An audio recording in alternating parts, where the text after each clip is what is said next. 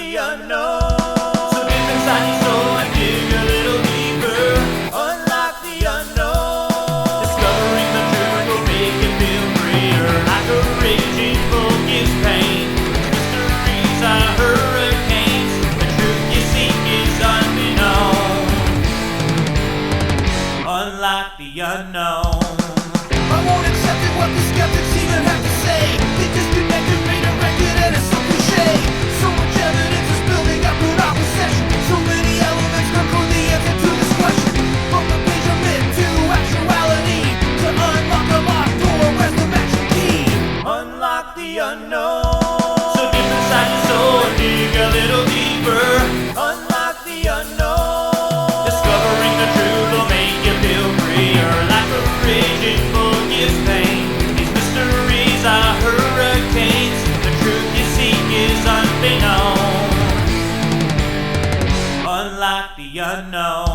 We have 77 counties in Oklahoma. We put reports in them, 66 counties.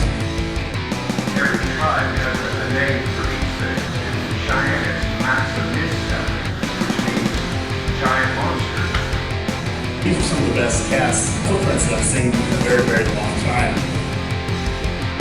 North Canadian River Project, we basically focus our investigations on the North Canadian River or central Oklahoma.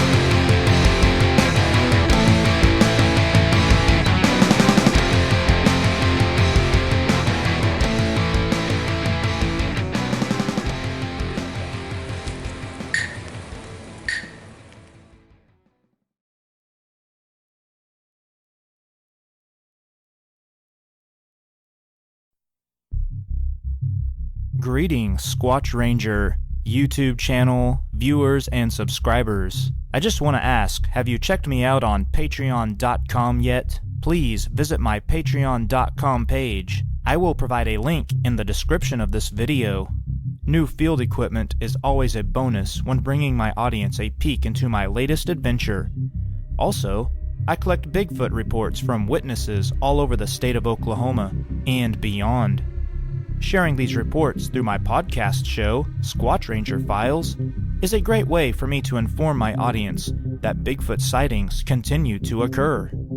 A $1 pledge per month on patreon.com would be a helpful tool for me to continue my journey. Please, join my search.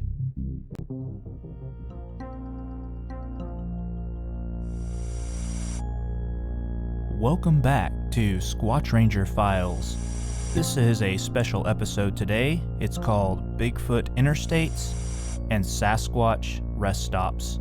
The title's kind of funny and kind of strange, but here's what we're getting into, guys. I want to talk about these Bigfoot interstates. Actually, they're rivers. A lot of people, a lot of Bigfoot researchers believe that Bigfoot travel by the riverways, the river systems. So I want to focus on the Arkansas River, the Cimarron River, and the Canadian River. And I want to take a deep look at this, how maybe Bigfoot, it is possible that they're coming off of the Rocky Mountains and they could travel through Colorado, possibly Kansas, Oklahoma, down into Arkansas and Louisiana, and get all the way down there south. And this is how they could do it. This is the possibility. They're doing it by the riverway systems. Now, this is not one of my original ideas. I'm not taking credit for this theory, okay? But I do want to take a deeper look into it and the possibility of, like, this could really happen. They could travel these riverways. Now, I want to talk about the Sasquatch rest stops. These rest stops, this is my idea. This is a theory I've come up with. So as they're traveling along the riverway systems, their interstates, every once in a while, especially, I'm going to focus on northwest Oklahoma.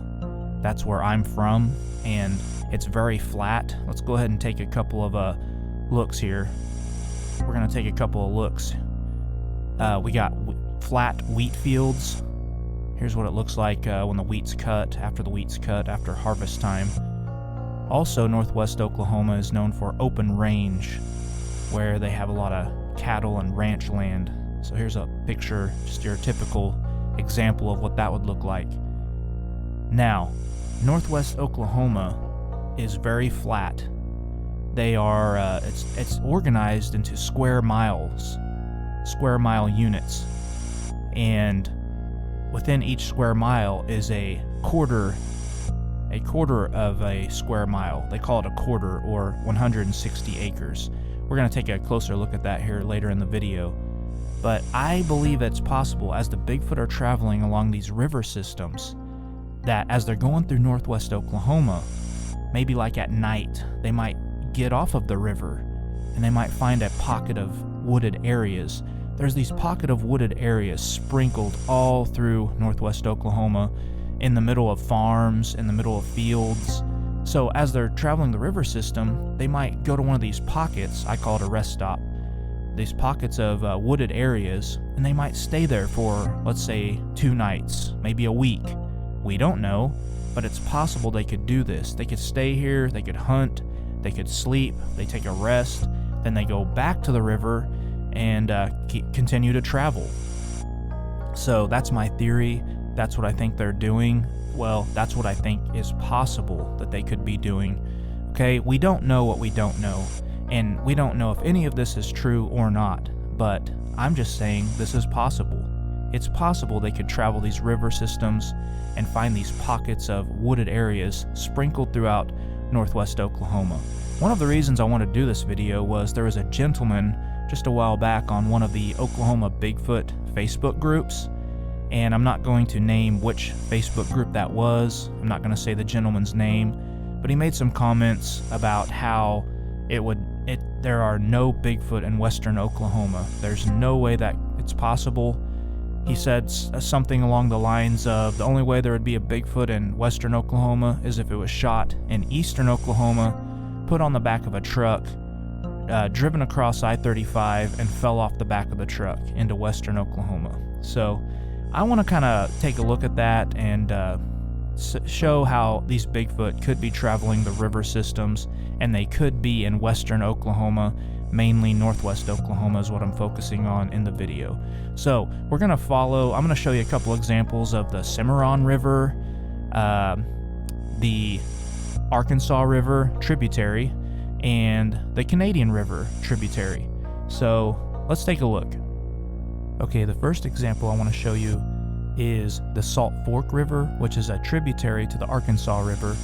It works its way through northwest Oklahoma into eastern Oklahoma and into Arkansas, feeds itself into Arkansas. Okay, so here's western Oklahoma. As I zoom in, I want you to look at green versus brown. As we zoom in, I'm going to put Hutchinson, Kansas at the top of the screen and Enid, Oklahoma at the bottom. And as I zoom in, I want you to look for brown squares. Each brown square is a plot of land, 160 acres.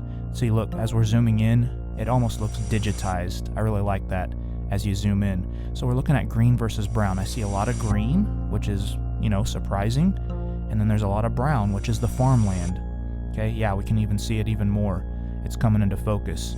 Now I'm going to zoom in around the Lamont, Oklahoma area. And this is the Salt Fork River, like I said. We're already seeing a lot of green wooded areas that follow the rivers. You can really see how there's a lot of green wooded areas on the rivers. And so as they're traveling, look at this spot. This is like a truck stop. Look, they could hide in here for a while and hunt and stay hidden, especially at night. Okay, they probably do their find some bedding, make some bedding during the day and sleep during the day hours. And anyway, just look at this. Now every once in a while you might run out of tree line, and they can just cut across there when it's nighttime, cut across to the next tree line. Okay, I'm going to move up north. I'm going to zoom in on a mile section, a square mile. Now a square mile is 640 acres. Each quarter of a section is 160 acres.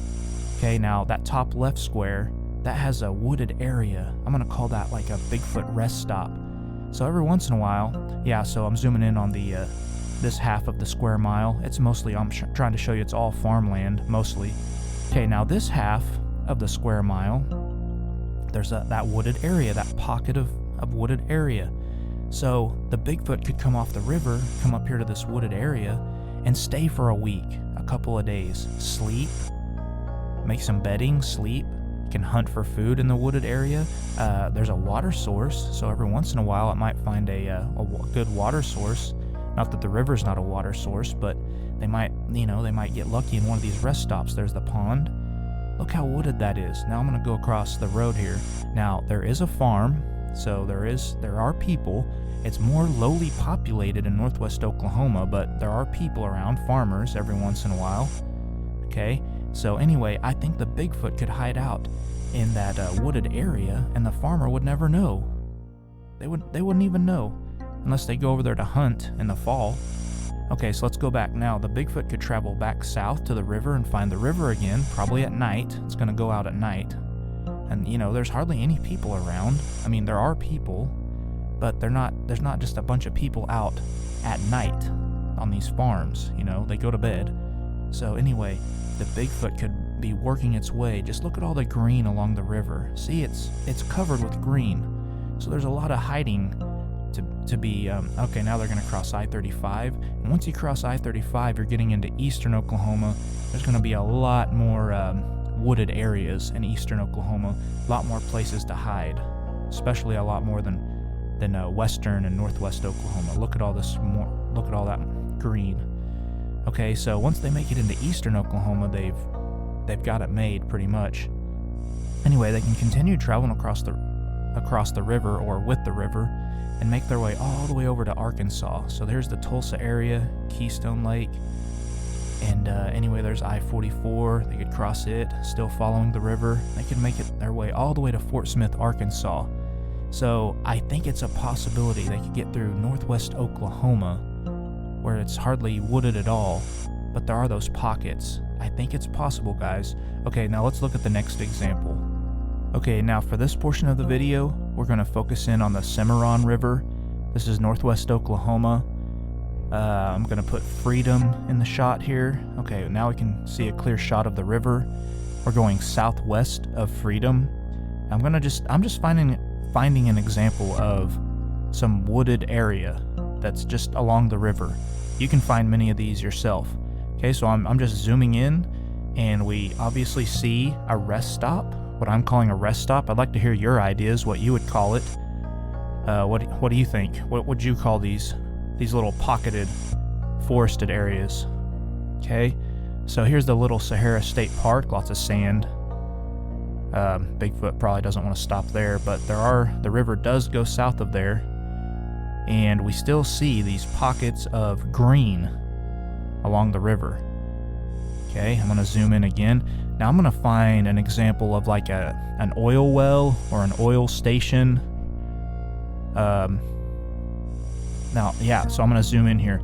We've got reports in northwest Oklahoma. I've got two different ones where an oil truck drives into one of these oil stations and they see or hear something out of the wood line. Now, as I zoom out, see all those white spots?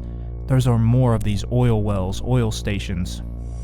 You can just kind of, now that you saw it zoomed in, you can start seeing how many of these things there are in northwest Oklahoma, those oil stations, those oil wells. So we're just going to keep continuing going along the river, looking at all these pocketed green areas, the green versus the brown. Okay, look at this right here. Here's just another example of trees and wooded area, some grass. They could just like hang out here for a few days. And notice there in this shot, I mean, I don't think I see any houses around here. So I mean, the houses are very spread out here on this farmland. So I mean, there are people, but it's less populated, guys. So they can hide. They can basically hide in plain sight, almost, in a sense. Okay, so we're continuing working southwest on the river. And look at all that green. Look at all that green. And we're still in northwest Oklahoma. See, there's a lot of green there. We made it all the way down to the Crescent area. So that's Oklahoma City. So for our last example, I'm going to follow the North Canadian River, a tributary to the Canadian River. I'm actually going to go in reverse. I'm starting in Oklahoma City. I'm actually going to go northwest from Oklahoma City. I'm going to zoom in on Stinchcomb Wildlife Refuge. I'm a part of a Bigfoot group that they go to this area quite often to do some research, to do some scouting, looking for tracks. I myself have been on a weekend where we did find some tracks in Stinchcombe. Okay, so we're going to work our way west past Yukon, just kind of follow the North Canadian River. And I just want you to continue looking for green, maybe some green pockets out in the middle of a 160-acre pasture of land. Here's a nice spot right along the river. I mean, look at this, guys. Now, there is a house, so I mean, this is the Oklahoma City area. We're getting on the outskirts of Oklahoma City. There's more people around, but they could stay hidden in these pockets, especially at night. Now, during the day, yeah, they're gonna have to find a spot that's heavily wooded and stay still. Maybe make some kind of bedding, some kind of camouflage, some kind of blind where people don't see them, and they're just gonna have to hang tight. Okay, here's another example, zooming in. Just look at all this wooded area. So there are woods in northwest Oklahoma. It's not just all flat. I mean, it is all flat land like we say, and it's wheat field after wheat field. If you drive it, that's what you're gonna see.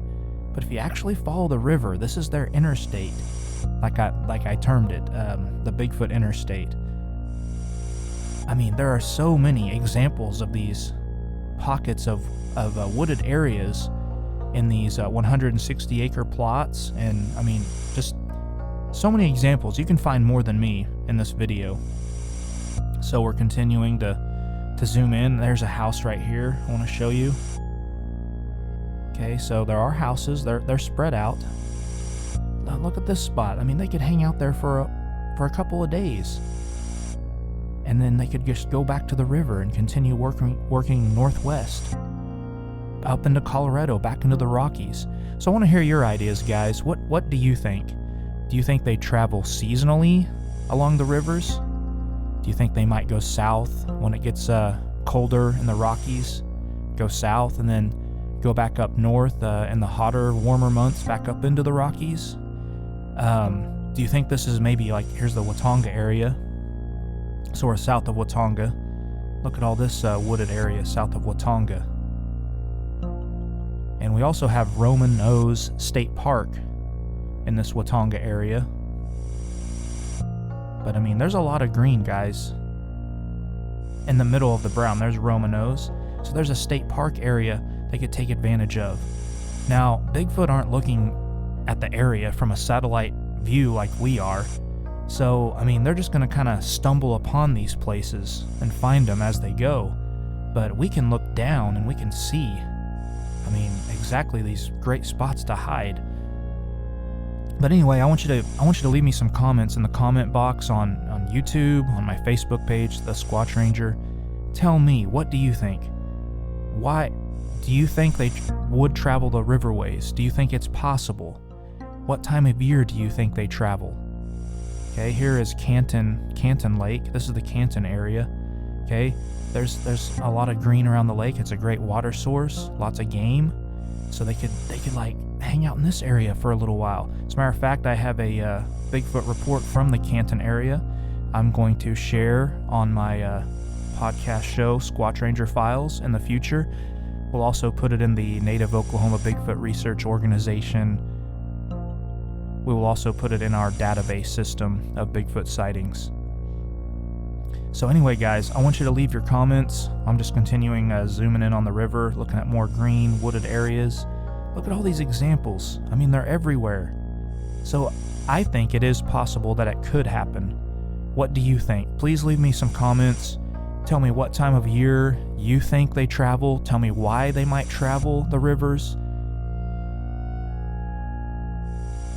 Another possibility is it could be like a once or twice in a lifetime journey that they do. Maybe it's not seasonal. Maybe they just move once and go to a different spot and they stay there. Who knows? But anyway, I'm following it up northwest, like they would be traveling the Rockies on this example.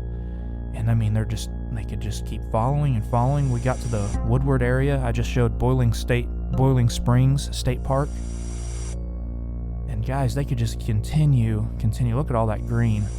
continue to just follow northwest and make it all the way up into the Rockies undetected. Anyway, guys, leave me some comments. I want to know your ideas. Thanks for watching the video. Let me know what you think.